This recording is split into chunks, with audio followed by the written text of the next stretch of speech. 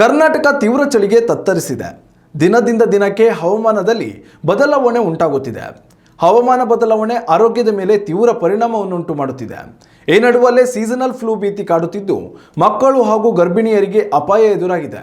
ಈ ಹಿನ್ನೆಲೆಯಲ್ಲಿ ರಾಜ್ಯದ ಆರೋಗ್ಯ ಇಲಾಖೆ ಹೊಸ ಮಾರ್ಗಸೂಚಿ ಬಿಡುಗಡೆ ಮಾಡಿದೆ. ILI ಮತ್ತು SARI ಪ್ರಕರಣಗಳ ಕಡ್ಡಾಯ ಪರೀಕ್ಷೆ, ಔಷಧ ಹಾಗೂ ಲಸಿಕೆಗಳ ಸಂಗ್ರಹ, ವೆಂಟಿಲೇಟರ್ ಸಿದ್ಧತೆ ಮತ್ತು ಸಮುದಾಯದಲ್ಲಿ ಜಾಗೃತಿ ಮೂಡಿಸಲು ಸೂಚಿಸಲಾಗಿದೆ.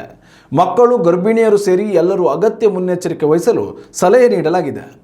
ಡಿಸೆಂಬರ್ ಸೇರಿದಂತೆ ಜನವರಿಯಿಂದ ಮಾರ್ಚ್ ತಿಂಗಳವರೆಗೆ ಸೀಸನಲ್ ಫ್ಲೂ ಹೆಚ್ಚಳವಾಗುತ್ತಿರುವ ಹಿನ್ನೆಲೆಯಲ್ಲಿ ಸೂಕ್ತ ಕ್ರಮ ಕೈಗೊಳ್ಳುವಂತೆ ಆಸ್ಪತ್ರೆಗಳಿಗೆ ಆರೋಗ್ಯ ಇಲಾಖೆ ಸೂಚನೆ ನೀಡಿದೆ. ಎಲ್ಲ ಲ್ಯಾಬ್ಗಳಲ್ಲಿ ಸೂಕ್ತ ಟೆಸ್ಟಿಂಗ್ ಕಿಟ್ಗಳನ್ನು ಇರಿಸಿಕೊಂಡು ಫ್ಲೂ ಬಗ್ಗೆ ಜಾಗೃತಿ ಮೂಡಿಸಬೇಕು. ಅಲ್ಲದೆ ಸೂಕ್ತ ಸಮಯದಲ್ಲಿ ಮಾನಿಟರಿಂಗ್ ನಡೆಸುವಂತೆ ಸೂಚಿಸಲಾಗಿದೆ.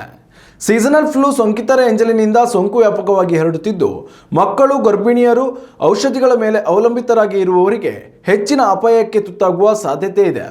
ಜ್ವರ, ಕೆಮ್ಮು, ಮೈಕೈ ನೋವು, ಒಣಕೆಮ್ಮು, ಶೀತ ಸೇರಿದಂತೆ ಸಾಮಾನ್ಯ ಲಕ್ಷಣಗಳು ಕಂಡುಬರುತ್ತದೆ.